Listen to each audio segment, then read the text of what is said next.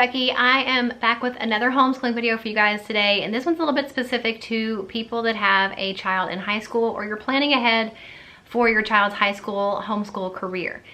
I realize on YouTube there's like not many people that talk about high school and homeschool, so hopefully this video will be helpful to you guys. And I've gotten quite a few questions over the last few months about dual credit or dual enrollment, which basically just means when your child is taking college classes in high school and they count for a college credit and they will count for a high school credit. Now, every state and every school have different requirements, so you're gonna have to do your own research for your state.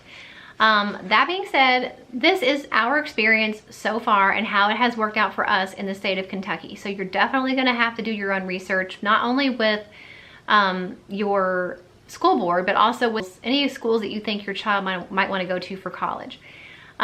In general though, most states you have to be a junior or a senior in high school to participate in dual enrollment. There's also other requirements, like some schools require you to have a certain GPA. As far as I know, you have to have usually an ACT or SAT score. Again, this is our experience, but in Kentucky, she had to have a minimum GPA and also had to have an ACT score on file before she was allowed to do dual enrollment, dual credit classes. College that your child is going to be doing dual enrollment with is more than likely going to want to see a copy of the transcript. Even though they haven't graduated from high school, they're going to want to see what they've done so far and what their GPA was for each year of high school that's already been completed. So it's really, really important to keep good records and really important to be working on that transcript. Now, I do have a transcript template that I made that we have used that has already gotten my daughter accepted into 2 different colleges. It's nothing fancy, but I do sell that if anybody's interested in it. It's only $10 and it's a download that you can use as many students as you want. You can make changes to it. But otherwise, either pay someone to design the transcript or figure out how to do it on your own. But having a transcript is very important. For us, the ACT requirement was a little bit different because typically, as far as I understand, most high schoolers don't take the ACT until they're a junior, but she was a sophomore when we were applying for dual credit classes for her junior year. So she had to take the ACT as a sophomore to be able to have that baseline score that the school is required to be able to take dual credit as a junior, if that makes sense. So she will take the ACT again as a junior and maybe again as a senior, but they required that, so she had to go ahead and take the ACT a little bit younger than most kids would, just to have that score to turn in to the colleges. So if you think your child might want to be doing dual credit as a junior or senior, you might want to go ahead and schedule the ACT for them. That's why it's important that you would do your research and call your schools that you're maybe interested in doing dual credit classes with and say, hey, my child is looking at doing dual credit classes with you as a junior or as a senior. Do you require an ACT score? And if so, you're going to want to go ahead and schedule that and get that done. So as a junior, we went ahead and enrolled her in English 101 as her first dual enrollment class. I felt like that was a good place to start because number one, she has to have an English credit for high school anyway. And number two, it seemed like a good basic class to start with. So we started out with just one class for fall semester to see how it would go, and then we decided we would take it, see how it went, and then decide for the spring where we're gonna just stick with one per semester or we're gonna add maybe 1 or 2 more for spring. In Kentucky, a 1 semester college class is equal to 1 year of a high school class. So for her, English 101, even though it was only 1 semester in college, it counts for her entire junior year English credit. Same thing, English 102, when she takes that, that's going to count for an entire year of high school English. Our experience with her professor isn't the best. I did a lot of research beforehand. There's a website I think called Rate My Professor, and people get on there and like either sing the praises of or complain about their teachers or instructors or professors. And I did a lot of research and I looked at who was teaching the classes, and then I would go to that website and see what their reviews were. But we didn't end up getting the teacher that we chose anyway. So, I mean, you can try, you can do that definitely and say, you know, we want this professor versus this one. But I think at the end of the day, the admissions people are going to put you wherever they need to put you if the other teacher is already full. So I don't know. We didn't get the teacher we asked for. She isn't the best at explaining assignments. She seems a bit unorganized and she makes a lot of mistakes. But it's up to my daughter to handle it, which for me is really hard because I've been her teacher for so long, and also I'm a control freak.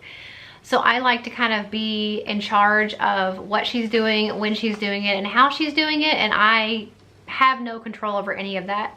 But I do think, that being said, that it's a good experience for her to deal with other teachers than me. If she feels like something's unfair or if she doesn't understand something, that is all her. She has to communicate back and forth with the teacher and figure it out. I can't do anything to help her. And in a way, it's been good for me too, because it does, even though I am a control freak, it does take a little bit of that pressure off of me. And it's an easy way for me to give her more control over her own education versus me kind of micromanaging everything. So doesn't mean it's easy. It's definitely hard, but I think she's done really well, and it's definitely a good experience for her. So benefits of dual enrollment is it's cheaper. In our situation, dual credit classes cost about half, if even not a little bit more than half, of what a traditional non-dual credit class is. So she can take the English 101 class or anything else as a dual enrollment student and pay half to a third of the cost of that same class if she were to take it as a college student, if that makes sense. So definitely it saves you money that way. Also, because you are kind of killing two birds with one stone, you're taking a college class in high school, it's saving you, as long as you pass, from having to take that class in college. So English 101, which if she passes, which it looks like she's going to, she doesn't have to take that again in college. So that's saving me that money that I'm not having to spend then. I don't want to get too crazy into this because this is a Kentucky thing, but there may be other programs in other states that are similar. In our state, there is a scholarship. Anybody can get it. It's not based on income, but it's you're allowed to have 2 free dual credit classes as a junior or senior. So you can take one as a junior, one as a senior, or you can go ahead and do both classes for free as a junior, and then everything else you're just gonna have to pay that reduced rate for. So that helped even a little bit more because she's getting to take 2 classes for absolutely free. Anything else that she takes dual credit as a high schooler is at that reduced half price or even a third the price dual credit rate, if that makes sense. So that has saved us a lot of money and will continue to save us a lot of money over the next year and a half.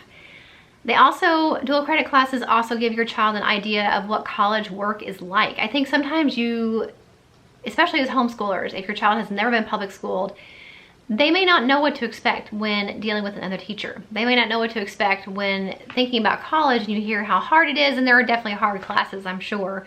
But you tend to think if it's a college class and it's just super duper hard. And I know from personal experience, now I didn't go to college to be a doctor or anything, but my basic classes, they weren't that rigorous. They really weren't anything different than what I had done in high school. And that's probably the case with a lot of classes, but it gives your child a good idea of what college might be like, maybe makes it a little bit less intimidating. And it also gives them a chance to try some classes that may be in their field that they may want to pursue as a major. If they go ahead and take them in high school, you're gonna get that reduced rate, so you're not spending as much money. Like if your child decides to take robotics because they think they want to do something in robotics, and they take it in high school as dual credit, it's cheaper.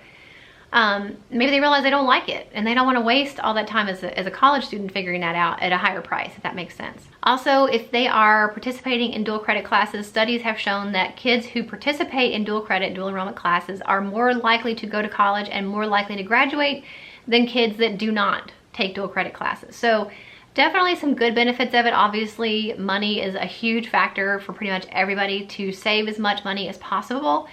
And plus it makes it really nice because not only are you getting these college classes out of the way, but you're also getting to count them for high school too. So it does take a lot of research. It's kind of a lot of like putting things together about, like, first of all, what the college requires, and then which classes, maybe not all classes are available for dual credit. Like in our case, not every class that she's going to need to graduate from college is available as a dual credit class. There's only certain ones that are available. So it's kind of like a little bit of a puzzle putting it all together. It does get a little bit easier as you get through the process, but the initial thing is do your research about dual credit in your state. Call your individual colleges and universities that you think your child is going to be going to, and ask them questions. You know, ask the admissions officers, ask the advisors, what do you need? What are the minimum requirements for a GPA? Do you require an ACT score? And then start going from there after you have the information. But it's a lot of work in the beginning, but it's definitely worth it. So far, and we're still very new in the process, but so far it's been a good experience overall. So for me, it's been very important to balance making the best use of my daughter's time in high school and saving money with dual credit and not overwhelming her, because it can be very easy to just cram every dual credit college class on her that I can, because it's obviously cheaper while she's in high school. But I also know that she's not going to be young forever, and I don't want her high school years to be super strenuous. I want her to enjoy her childhood as much as possible, and every family has to strike their own balance with that. To decide, you know, do you want your child to take all of these classes, you know, really hard classes, and every single class being a dual credit class, or do you just want to do a couple here and there and let them kind of ease into the situation? You do have to strike your own balance with that, but that's why we started with one dual credit class for fall semester. That's been going really well. So for spring semester, we've added, now she's taking 2 dual credit classes. So that is in her junior year, she's knocking out 3 college classes: English 101, English 102, and communications. Those are all classes that, assuming she passes, she will not have to take again in college. So if that goes well, then we'll look into maybe adding more for junior year, and we're also looking into adding some degree specific classes as a senior. Right now she's doing a lot of the general education requirements, but since she thinks she wants to be a graphic designer, that's going to be a perfect opportunity for her to take some of those graphic design specific classes in high school at the cheaper rate, to say, okay, you want to be a graphic designer, here's a class you have to take on Photoshop. If she hates it as a high schooler, she's probably going to hate it as a college student, and she may have to seriously consider her career, because you kind of need to know how to use Photoshop or Illustrator to be a graphic designer. So that's kind of our loose plan going forward for senior year. But again, do research. Research is your best friend. Search online for dual credit in your state and potential colleges that your child might attend. Do your research and look for any scholarships that your child can get as a high schooler who's taking dual credit classes, and call the advisors and ask all the questions that you may have. That is what they're there for, is to answer your questions. I hope this video was helpful and gave you a little bit of kind of broad insight into dual credit, dual enrollment, what it is and how it works. Again, though, every college and every state is different, so do your research. I can't say that enough. But for us in the state of Kentucky and with my daughter, this is our experience so far. This is what we've learned so far, and overall it's been a good experience so far. So we'll keep you posted on, I'll keep you posted on how it's going, but I just thought I would make this video because I did talk about that at the beginning of the school year, and a lot of you guys said, yeah, I want to hear more about dual credit, dual enrollment. So this is kind of that video. If I feel like something needs to be added to this later on down the road, I'll definitely make a follow-up video. But for now, this should get you going as far as like the basics of what you need to do, the basics of dual credit and dual enrollment, the benefits of it, and our experience with it. So I hope it was helpful. If it was, please give it a thumbs up. Don't forget to check out my homeschooling playlist. It's linked for you in the description box. Every video I've made about homeschooling is in that playlist. So homeschool mom life, homeschool day in the life videos, homeschool curriculum reviews, room tours, all that stuff is in that playlist. So definitely check it out, and I'll see you in the next video. Bye.